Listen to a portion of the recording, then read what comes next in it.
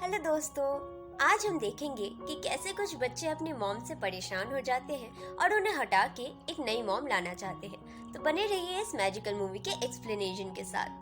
पहले सीन में हम एक बच्चे को देखते हैं जिसका नाम हैरी है। वो अपने कमरे में सो रहा है और कमरे से बाहर हमें उसकी मॉम की आवाज़ सुनाई देती है जो उसके दोनों भाई और बहन को डांट रही है, जिनका नाम एलिजाबेथ और जेरेमी है। अब मॉम हैरी के कमरे में आती है और उसे जगाते हुए कमरा साफ करने के लिए कहती है और कहती है कि अगर उसने कमरा साफ नहीं किया तो उसे समर कैंप में जाने नहीं देंगी। फिर हम एलिजाबेथ को देखते हैं जो कि तीनों भाई बहनों में सबसे बड़ी है। वो अपना एक टॉप ढूंढ रही है और कह रही है कि उसकी मॉम उसे कभी शॉपिंग नहीं ले जाती, जिसकी वजह से उसके पास पहनने को कुछ भी नहीं है। इसी के साथ हम दीवार पर टंगी एक फोटो फ्रेम देखते हैं जहाँ तीनों भाई बहन एक फिश को पकड़े खड़े हैं।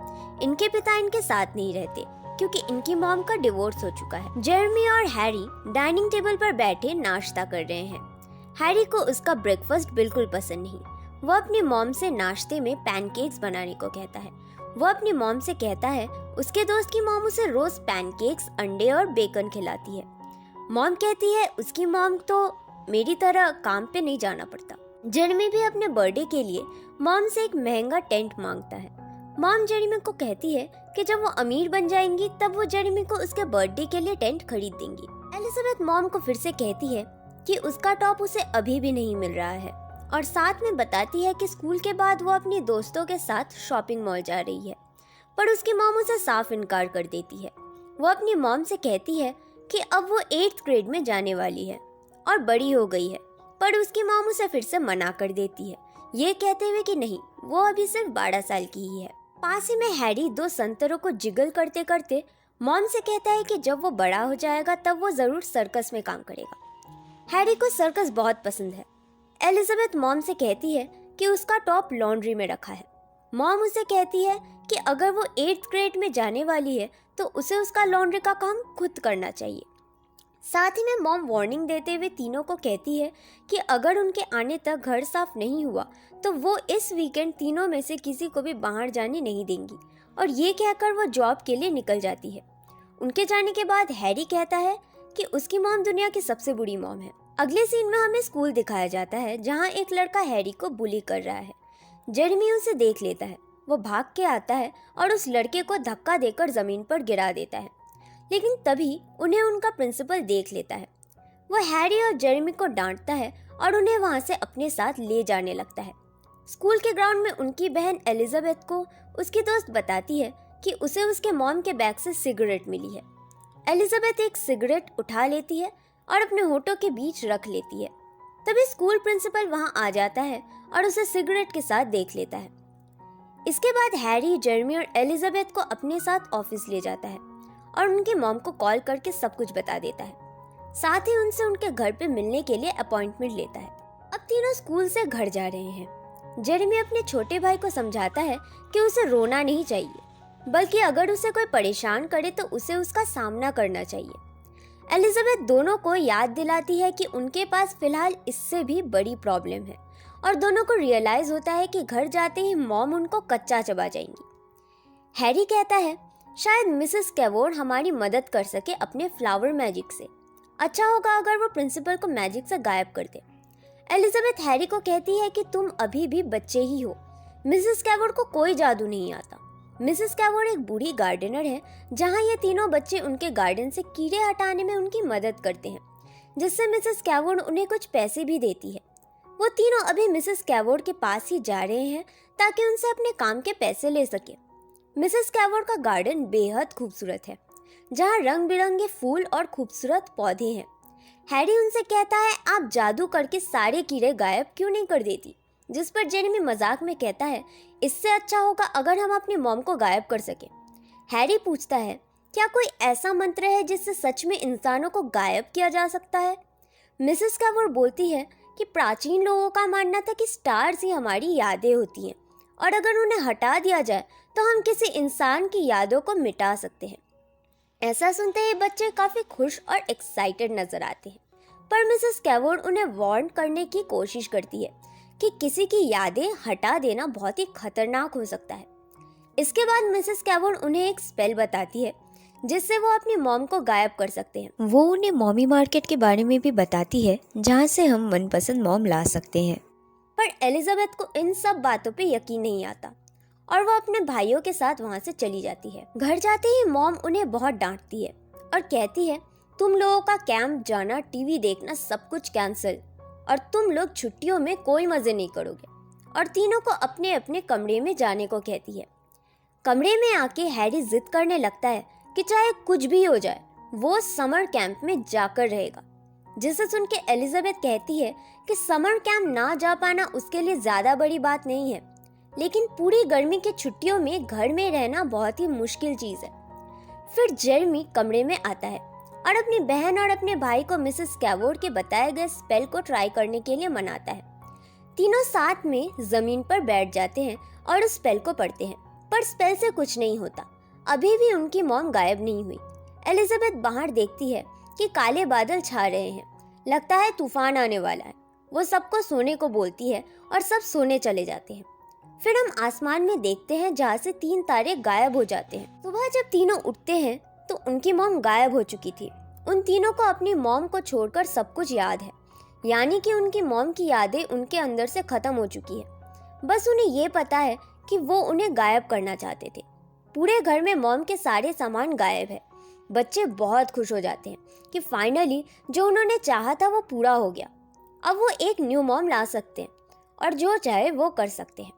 तीनों किचन में जाके पैनकेक बनाने लगते हैं, पर वो जल जाता है। अब वो जले हुए पैनकेक के साथ खेलने लगते हैं। एलिजाबेथ पैनकेक को हैरी की तरफ फेंकती है, लेकिन हैरी दरवाज़ा खोल देता है जहां उनके प्रिंसिपल आ रहे होते हैं। पैनकेक सीधा उनके चेहरे पे लगता है। प्रिंसिपल गुस्से में हंसता है और उनकी मॉम के बारे में पूछता है, जिससे बच्चे बताते हैं कि उनकी मॉम को किसी इमरजेंसी से बाहर जाना पड़ा है और रात से पहले वो नहीं आएंगी। प्रिंसिपल वहाँ से चला जाता है और कहता है वो कल सुबह फिर आएगा और ये बात वो मॉम को बता दे। इसके बाद तीनों फिर से मिसेस कैवोर्ड के गार्डन में जाते हैं और उनको बताते हैं कि उनके स्पेल की मदद से उन्होंने अपनी मॉम को गायब कर दिया है। फिर वो मिसेस कैवोर्ड से मॉमी मार्केट के बारे में पूछते हैं। मिसेस कैवोर्ड उन्हें मॉमी मार्केट का एड्रेस बता देती है। इसी के साथ वो ये भी बताती है कि मॉमी मार्केट सिर्फ संडे को 3 बजे से 5 बजे तक ही खुला रहता है। तीनों बच्चे मॉमी मार्केट जाते हैं जहाँ पे उन्हें वहाँ का केयर टेकर मिलता है। वो उन्हें 3 टोकन देता है और कहता है कि तुम लोगों के पास 3 मौके हैं। अगर तुम 3 बार में अपने लिए अच्छी मॉम नहीं ढूंढ पाए तो फिर कभी नहीं ढूंढ पाओगे और तुम्हें बिना मॉम के ही रहना पड़ेगा। फिर बच्चे टोकन्स को लेके वहाँ तरह तरह की मॉमीज को देखने लगते हैं। कोई बेकिंग करती हुई, कोई तलवार चलाती हुई, कोई पियानो बजाती हुई, तो कोई बैले करती हुई। एलिजाबेथ की नज़र एक अमीर मॉमी पे पड़ती है जिसने महंगे कपड़े, महंगी ज्वेलरीज पहन रखी है और वो एक हाथ से सिगरेट भी फूंक रही है। एलिजाबेथ अमीर मॉमी से सवाल पूछने लगती है और अमीर मॉमी से इम्प्रेस हो जाती है। इसके बाद वो अपने भाइयों को भी मनाती है और उन्हें विश्वास दिलाती है कि क्योंकि ये मॉमी अमीर है तो ये उन्हें कुछ भी खरीद के दे सकती है। फिर बच्चे एक टोकन निकाल के साइड में रखे मेटल बॉक्स में डाल देते हैं और वो उसे अपनी मॉम बना लेते हैं। बाहर हमें लीमो खड़ी मिलती है। तीनों अमीर मॉमी और उनके नौकरों समेत घर आ जाते हैं। फिर बच्चे अमीर मॉम को उनका घर दिखाते हैं और हैरी के कमरे में ले जाते हैं, जहां हैरी का पेट जिसका नाम माइकल है वो बैठा होता है, जिसे देख के अमीर मॉमी डर जाती है। इससे हमें पता लगता है कि अमीर मॉमी को जानवरों से डर लगता है। अगले सीन में चारों डाइनिंग टेबल पर बैठे हुए हैं, जहां उन्हें अमीर मॉमी का फेवरेट डिश ऑक्टोपस सर्व किया जाता है। बच्चों को ऑक्टोपस देख के घिन आने लगती है और वो उसे नहीं खा पाते। फिर हम नौकरों को हैरी का कमरा साफ करते हुए देखते हैं। इतने में ही एलिजाबेथ का फेवरेट रेड टॉप वहाँ पड़ा मिलता है और नौकर उसे फाड़ कर माइकल का टैंक साफ करने लगते हैं। अमीर मॉम हैरी के पेट फिशेस को टॉयलेट में फ्लश कर देती है। बच्चे बहुत परेशान हो जाते हैं और इसके बाद तीनों ट्री हाउस में मीटिंग करते हैं कि अमीर मॉमी को अब यहाँ से हटाना ही होगा। इतने में ही अमीर मॉमी घर से बाहर आ जाती है और उन्हें अपने साथ बाहर चलने को कहती है। साथ ही वो कहती है कि वो इस ट्री हाउस को अगले हफ्ते ही गिरा देंगी। वो तीनों को लेके पार्लर जाती है जहां वो उनका स्टाइल बेहतर कर सके। उनके जाने के बाद घर पे उनका प्रिंसिपल फिर से आता है। बाहर सफाई करते हुए सर्वेंट उनको बताता है कि बच्चे अपनी मॉम के साथ बाहर गए हैं। प्रिंसिपल कल फिर से आने का कह के वहाँ से चला जाता है। अगले सीन में हम हैरी, जेरेमी और एलिजाबेथ को एक सैलून में देखते हैं। अमीर मॉमी बाल बनाने वाले से अजीब तरह का हेयर स्टाइल बनाने के लिए कह रही थी। फिर आगे हम देखते हैं तीनों ने बहुत ही अजीब से कपड़े पहने हैं और उनका हेयर स्टाइल भी पुराने ज़माने का है। वो अब इस अमीर मॉमी से बहुत परेशान हो चुके हैं और उसे अपने घर से बाहर निकालने का प्लान बनाते हैं। रात को जब मॉमी सो जाती है तब जेरेमी उनके बिस्तर पे माइकल को रख देता है। अमीर मॉमी बहुत ही घबरा जाती है और अगले दिन ही अपने सारे सामान और नौकरों के साथ घर छोड़कर फिर से मॉमी मार्केट चली जाती है। उसी वक्त प्रिंसिपल वापस आता है और पूछता है कि वो अजीब सी औरत कौन थी, जिसके जवाब में एलिजाबेथ कहती है कि वो उनकी इंटीरियर डिजाइनर थी और उनकी मॉम अभी तक घर नहीं आई है। इसी बात पर प्रिंसिपल उन्हें वार्न करते हुए कहता है कि अगर कल सुबह तक वो उनकी मॉम से नहीं मिल सके तो वो सोशल सर्विसेज को इन्फॉर्म कर देंगे। इसके बाद वो तीनों फिर से मॉमी मार्केट में नई मॉमी ढूंढने जाते हैं। अब जेरेमी की नज़र एक मॉम पे पड़ती है जो काफ़ी एनर्जेटिक और स्पोर्टी दिख रही थी। जेरेमी उससे सवाल पूछता है जिससे उसे पता चलता है कि उस मॉम को खाना पकाना और बास्केटबॉल खेलना आता है और साथ ही उसे जानवर भी पसंद है। फिर वो बाकी दोनों को भी मनाता है और तीनों उसे उसकी मॉम बनने के लिए पूछते हैं। पर वहाँ पर और भी बच्चे थे जो उसे उनकी मॉम बनाना चाहते थे, इसलिए स्पोर्टी मॉमी ने एक बार काउंटडाउन किया जो कि हैरी पर आकर रुका। स्पोर्टी मॉमी बच्चों को उन्हें मॉम कहने को कहती है और इसी के बाद तीनों बच्चे नई मॉम के साथ घर आ जाते हैं, जहां हम सबसे पहले नई मॉम को दीवार पर उनके कॉलेज के ज़माने के फ़ोटो लगाते हुए और एक स्टफ्ड एनिमल रखते हुए देखते हैं, जिससे पता चलता है कि नई मॉमी को जानवर इसीलिए पसंद है क्योंकि वो उनका शिकार करती हैं। इसके बाद बच्चे नई मॉम के साथ बाहर खेलने लगते हैं।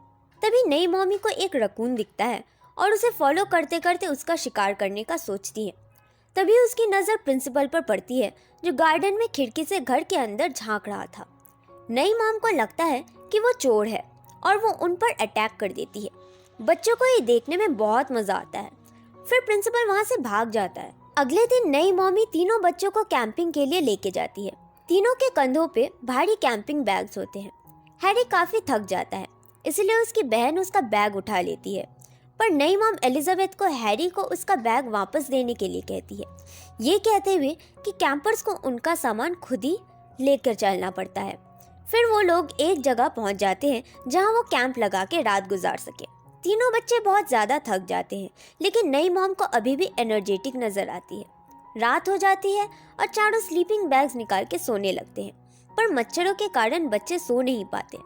हैरी बोलता है उसे मच्छर काट रहे हैं। स्पोर्टी मॉम उसे कहती है कि अगर तुम्हें अच्छा कैंपर बनना है तो तुम्हें असली मर्द बनना पड़ेगा। थोड़ी देर बाद वहाँ तेज़ बारिश होने लगती है, जिससे बच्चे और भी ज़्यादा परेशान हो जाते हैं, लेकिन नई मॉम को कोई फर्क नहीं पड़ता और वो खर्राटे मारती हुई सो जाती है। अगले दिन भारी बारिश के कारण उन्हें घर वापस लौटना पड़ता है, जहाँ रास्ते में फिसलन होने की वजह से हैरी गिर जाता है, पर नई मॉम रुकती नहीं और गाते गाते घर चली जाती है। इसके बाद अगले सीन में तीनों बच्चों को हम घर के बैकयार्ड में उनके दोस्तों के साथ किकबॉल खेलने का प्लान बनाते हुए देखते हैं, पर तभी वहाँ नई मॉम पहुँच जाती है।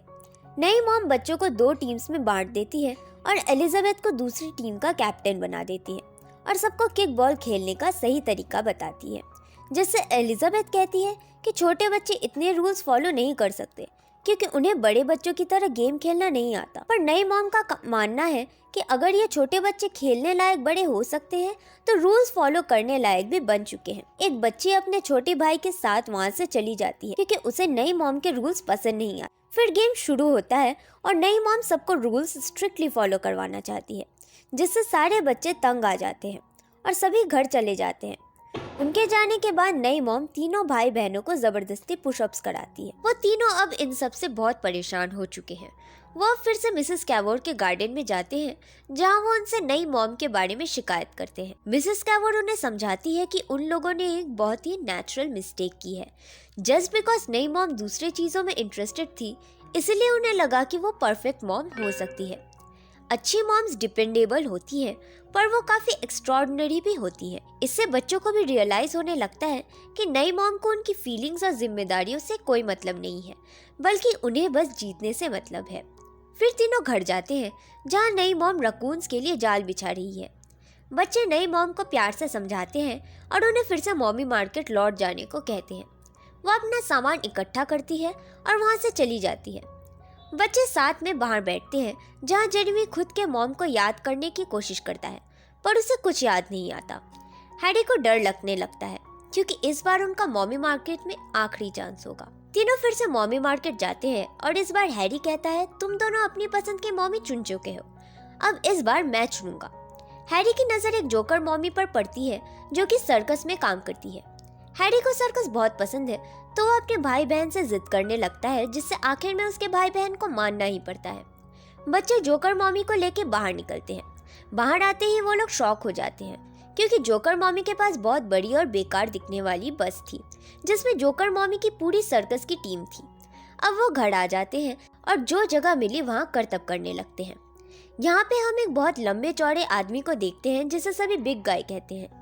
वो एलिजाबेथ को दीवार से खड़ा होने को कहता है और फिर एक चाकू फेंकता है। चाकू एलिजाबेथ के सिर के बगल में आके लगता है।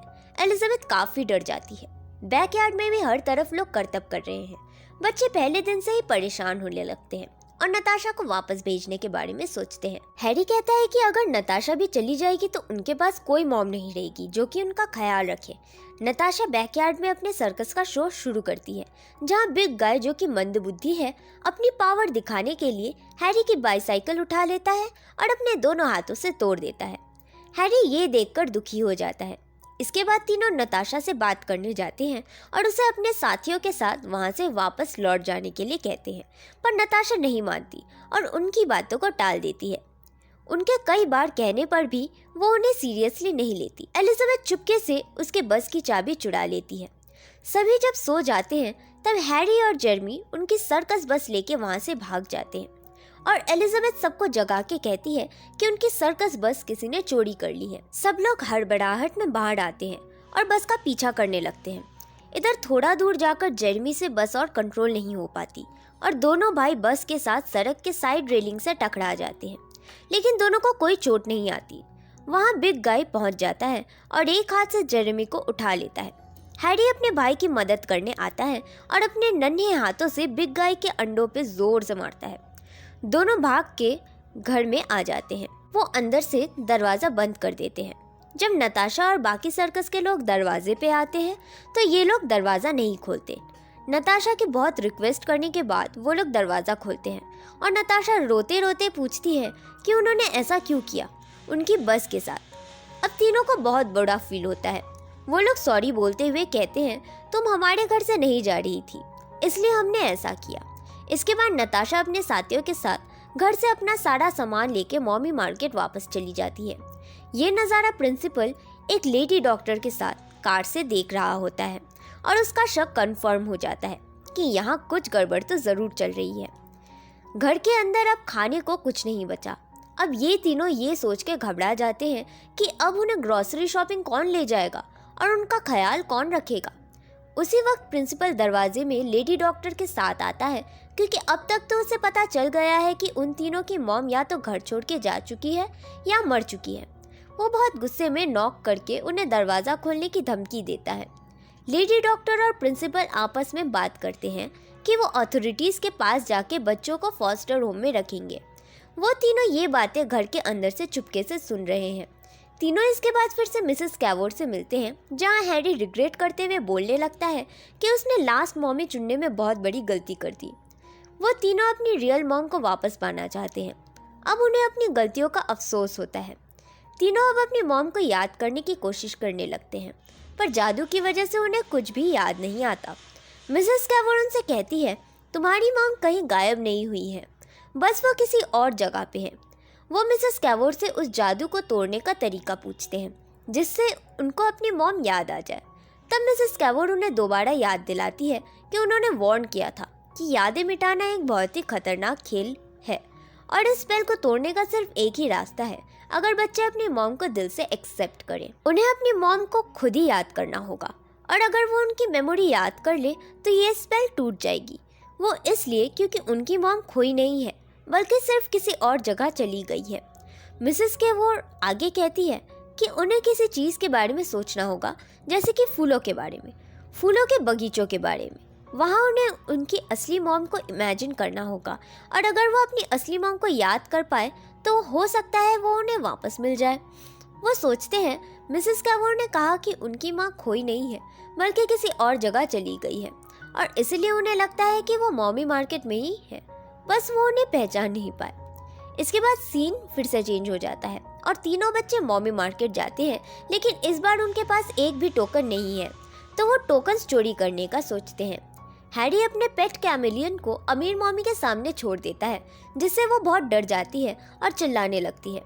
टोकन काउंटर में मौजूद सारे लोग उनके पास जाते हैं और इसी मौके का फायदा उठा के वो लोग टोकन चोरी करके वहां से भागने लगते हैं। भागते समय वहां के गार्ड्स उन्हें देख लेते हैं और उन बच्चों का पीछा करने लगते हैं। इसी में स्पोर्टी मॉमी और जोकर मॉमी भी शामिल हो जाती है और उन्हें पकड़ने की पूरी कोशिश करती है, लेकिन ऐसा नहीं हो पाता क्योंकि वो दोनों आपस में टकरा जाती है और नीचे गिर जाती है। अमीर मॉमी पीछे से आती है और हैरी को पकड़ लेती है। अब हैरी की मदद करने के लिए जेरेमी एक बास्केटबॉल एलिजाबेथ को पास करता है और एलिजाबेथ उस बॉल से अमीर मॉमी को हिट करती है, जिससे वो अस्तबल में गिर जाती है और एक हॉर्स उन पर पूप कर देता है। तीनों खड़े होकर ये सब देख रहे हैं, पर तभी काउंटर वाला लड़का आता है और उन्हें शांति से समझाते हुए कहता है कि अब टोकन्स चुराने का कोई फायदा नहीं है क्योंकि उनके पास अब एक भी चांस नहीं बचा है। अब उन्हें बिना मॉम के ही रहना होगा। इसी के साथ उन्होंने वहाँ का रूल तोड़ा है, जिसकी वजह से अब वो लोग मॉमी मार्केट में कभी भी नहीं आ सकते। वो लोग वहाँ से घर की तरफ जाने लगते हैं, जहाँ दूर से वो लोग देखते हैं कि उनके घर के बाहर प्रिंसिपल और पुलिस खड़ी है। वो बच्चों को फॉस्टर होम भेजने की तैयारी करने की बातें कर रहे हैं, जिसे बच्चे सुन रहे हैं। वो लोग फिर से मॉमी मार्केट की तरफ भागते हैं, लेकिन इस बार जब वो लोग वहाँ जाते हैं तो वहाँ मॉमी मार्केट का कोई नामो निशान नहीं होता। वहाँ का रूल्स तोड़ने की वजह से अब उन्हें मॉमी मार्केट कभी भी नहीं दिखेगा। तीनों बैठ के रोने लगते हैं और अपनी मॉम को याद करने की कोशिश करते हैं, जहाँ हैरी बार बार डेजी फ्लावर्स से अपनी मॉम को कंपेयर करके उन्हें याद करने की कोशिश करता है, लेकिन उसे कुछ याद नहीं आता। एलिजाबेथ एक आइडिया देती है जिसमें ये तीनों अपनी मॉम के साथ फेक इमेजिनेशंस करते हैं, इस उम्मीद से कि क्या पता इन्हें कुछ याद आ जाए। वो लोग समुंदर के किनारे जंगल के बीच पिकनिक करते हुए झरने के पानी के साथ मस्ती करते हुए इमेजिन करने लगते हैं। तभी उन्हें अपनी मॉम के साथ फिशिंग करने वाली मेमोरी याद आ जाती है, जिसमें उन तीनों बच्चों ने एक फिश को पकड़ा था और उनकी मॉम ने एक फोटो क्लिक की थी, जिसे हमने कहानी के शुरुआत में एक फोटो फ्रेम में देखा था। अब आसमान में हम देखते हैं जहां वो 3 स्टार्स फिर से आ जाते हैं जो गायब हो गए थे। उन्हें अपनी असली मॉम की यादें धीरे धीरे वापस आने लगती है और वो तीनों डायरेक्ट बेड पे मिलते हैं जहां ये लोग सो के उठते हैं। तीनों को अपनी मॉम और उनके बारे में सब कुछ याद आ जाता है। माइकल भी हैरी के कमरे में ही होता है।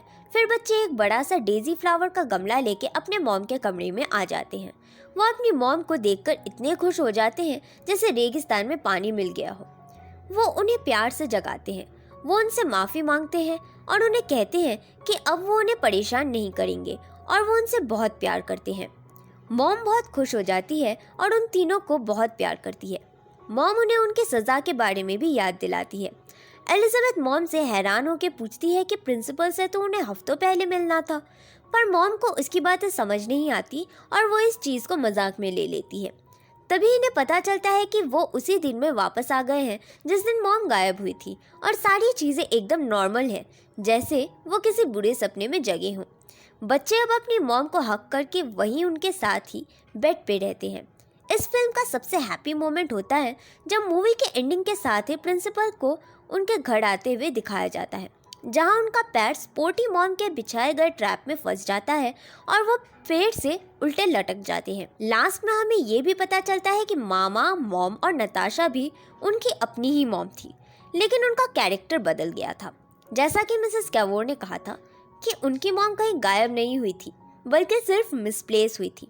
और इसी के साथ ये कहानी खत्म हो जाती है।